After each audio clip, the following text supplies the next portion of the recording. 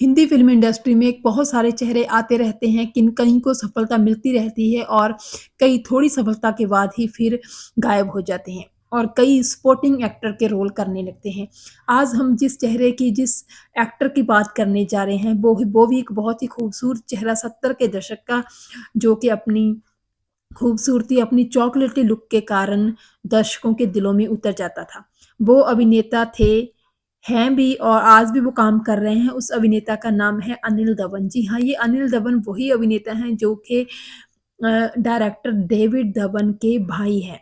उनका जन्म 1950 को कानपुर में हुआ था और अपनी शिक्षा पूरी करने के बाद वो एफडीआईआई पुणे में फिल्म इंस्टीट्यूट पुणे में चले गए थे। वहाँ पे उनके साथ जया बच्चन और डैनी जैसे जो बाद में बहुत बड़े एक्टर बने, वो भी काम कर रहे थे। वो भी जो था उस एक्टिंग स्कूल में शिक्षा ले रहे थे।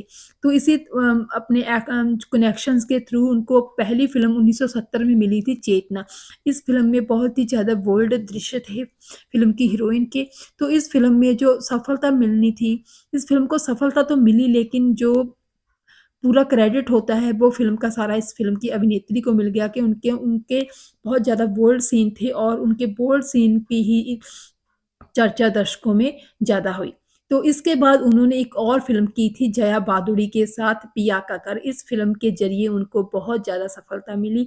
इस फ़िल्म में उनके रोल को भी काफ़ी पसंद किया गया लोगों द्वारा। इस फ़िल्म में ही एक गाना था जो उनके ऊपर फ़िल्माया गया था, ये जीवन है, इस जीवन का यही है, यही दस्तूर। तो ये गाना बहुत ही ज़्यादा फ़ेमस हुआ था। इस गाने को गाया था किशोर कुमार ने और इस गाने में इस फ़िल्म के थ्रू उनको बहुत ज़्यादा सफलता मिली और लोगों ने उनको नोटिस करना स्टार्ट कर दिया।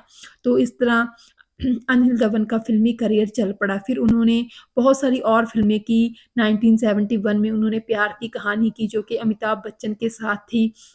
मन तेरा, हनीमून, पुरानी हवेली, नागिन जैसी फ़िल्मों में भी उन्होंने काम किया। लेकिन ये दौर वो दौर था जब राजेश खन्ना का स्टारडम चल रहा था। तो राजेश खन्ना के दौर में राजेश खन्ना के जैसे ही हीरो, रोमांटिक हीरो, चॉकलेटी हीरो जिनकी छवि एक रोमांटिक हीरो की होती है, उस तरह के हीरोज़ को पसंद किया जाता था। तो यही कारण था कि जहाँ पर राजेश खन्ना के बहुत सारे फैन्स थे, हज़ारों करोड़ों फैन्स थे उनके, उनको बहुत सारे खत लिखे जाते थे उनके फैन्स के द्वारा, उसी तरह अनिल धवन के भी बहुत सारे फैन थे, लोग उनको बहुत ज़्यादा पसंद करते थे। तो कहा तो ये भी जाता है कि उनकी खूबसूरती, उनकी जो लुक थी, उनकी अपीयरेंस कई इतनी ज़्यादा थी कि एक्ट्रेसेस उनके साथ काम करने से घबराती थी क्योंकि उनको लगता था कि उनकी अपीयरेंस के सामने, उनकी गुड लुकिंग के सामने एक्ट्रेस की खूबसूरती भी फीकी पड़ जाती थी।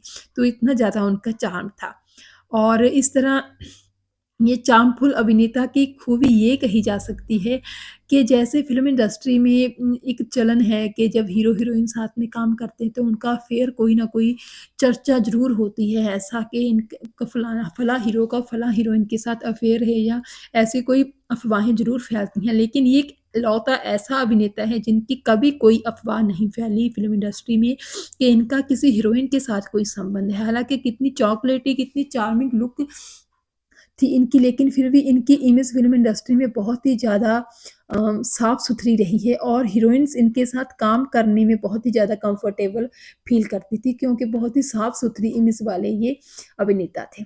लेकिन कहते हैं ना कि एक टाइम होता है किसी भी इंसान का जब उसको अपार सफलता मिलनी होती है, लेकिन उसके बाद वो टाइम चला भी जाता है कभी-कभी और ऐसा ही हुआ था इस अभिनेता अनिल दमन के साथ भी क्योंकि जैसे राजेश खन्ना का एक दौर था, उनके रोमांटिक फ़िल्मों का, वो दौर भी चला गया। राजेश खन्ना का स्टारडम ख़त्म भी हुआ, बहुत सारे लोग इसके गवाह हैं और राजेश खन्ना खुद भी इस डिप्रेशन स्थिति का सामना कैसे उन्होंने किया, ये भी बहुत सारे किस्से-कहानियाँ इसके बारे में मशहूर हैं। तो इसी तरह जब वो रोमांटिक हीरो वाला दौर जाने लगा और एक्शन हीरोज़ की जो है फ़िल्मों में माँग बढ़ने लगी, उस बात का प्रभाव जो है अभिनेता अनिल धवन के फ़िल्मी करियर पर भी पड़ा और इस तरह अनिल धवन को भी इस बात का बहुत ज़्यादा खमियाज़ा भुगतना पड़ा क्योंकि अनिल धवन की जो लुक थी वो तो एक चॉकलेटी एक रोमांटिक हीरो जैसी ही थी। उनको ज़्यादा एक्शन हीरोज़ की फ़िल्में सूट ही नहीं करती थी। जहाँ ये कह लीजिए कि उन्होंने अपने रोल्स के साथ कोई एक्सपेरिमेंट ही नहीं किया। वो ही एक तरह के रोल, एक तरह के रोमांटिक रोल ही वो अपनी फ़िल्मों में करते रहे। कुछ नया करने की उन्होंने कभी कोशिश ही नहीं की और उसके बाद तो फिर अमिताभ बच्चन, विनोद खन्ना, शत्रुघ्न सिन्हा जैसे बड़े-बड़े एक्टरों का जो है दौर शुरू हो गया था फ़िल्म इंडस्ट्री में जिसमें राजेश खन्ना भी बह गए थे और इसी दौर में जो इस ये अभिनेता अनिल धवन भी जो है अपनी इस बात का काफ़ी उनको खमियाज़ा भुगतना पड़ा और धीरे-धीरे वो फ़िल्मों में साइड रोल करने लगे, सपोर्टिंग एक्टर के थोड़ी बहुत फ़िल्मों में उन्होंने नेगेटिव रोल भी किए। तो इस तरह वो काफ़ी फ़िल्मों से दूर होने लगे, लेकिन फिर भी उनको फ़िल्में मिलती रही। उसके बाद एक दौर था जब उनके भाई डेविड धवन फ़िल्में बना रहे थे, तो कुछ फ़िल्मों में उनके साथ उन्होंने काम किया। जैसे एक फ़िल्म थी हीरो नंबर 1 गोविंदा और करिश्मा कपूर के साथ, उसमें भी उन्होंने काम किया। लेकिन क्योंकि डेविड धवन जो थे वो अ, कॉमेडी फ़िल्में ज़्यादा बनाते थे और कॉमेडी फ़िल्म में हर कॉमेडी फ़िल्म में वो फिट नहीं हो सकते थे अनिल देवन जी। तो इस तरह वो फ़िल्मों से थोड़ा दूर होते गए और फिर उन्होंने टीवी का रुख किया और टीवी में उन्होंने बहुत सारे शो किए, बहुत सारे सीरियल किए जिनको बहुत ज़्यादा पसंद भी किया जाता। अब बहरहाल अगर हम बात करें उनकी पर्सनल लाइफ़ की तो उन जब वो फ़िल्म इंस्टीट्यूट पुणे में ही थे तब उनकी एक लड़की लक्ष्मी के साथ मुलाकात हुई और उनकी दोस्ती हुई और फिर उन्होंने जब अपना करियर में उन्होंने थोड़ा तरक्की की तो उनसे ही उनकी शादी हुई। उनके 2 बच्चे हैं, एक बेटा और एक बेटी। आजकल भी अनिल धवन काफ़ी सक्रिय हैं फ़िल्म इंडस्ट्री में, काफ़ी अच्छी भूमिकाएँ वो कर रहे हैं। 2020 में उनकी एक फ़िल्म आई थी कुली नंबर 1 जिसमें उन्होंने काफ़ी अच्छा रोल किया था। तो हम उम्मीद करते हैं कि आने वाले सालों में भी अनिल धवन हमें नज़र आएँगे फ़िल्म इंडस्ट्री में अपने काम के ज़रिए और हमेशा ही अनिल दबन को याद किया जाता रहेगा उनकी चॉकलेटी अपीयरेंस की वजह से या उनके खूबसूरती की वजह से और उनके बहुत ही अच्छे निभाए गए शानदार फ़िल्मों में शानदार रोल्स की वजह से।